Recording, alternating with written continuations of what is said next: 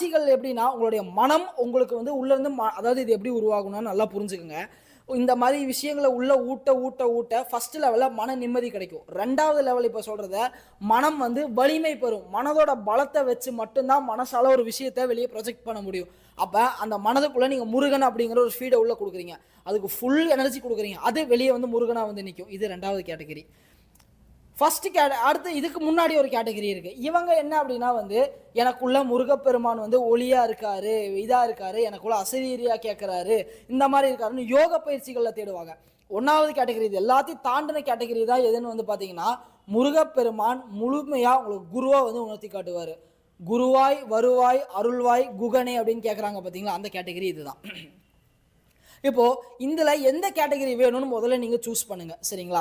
அதுக்கு ஏத்த மாரி விஷயங்கள பண்ணுங்க. எல்லாத்தையுமே இப்ப கந்த சஷ்டி கவசம் இருக்கு இல்லைங்களா? இந்த 4 கேட்டகரி ஆஃப் பீப்பிளுக்குமே வந்து இது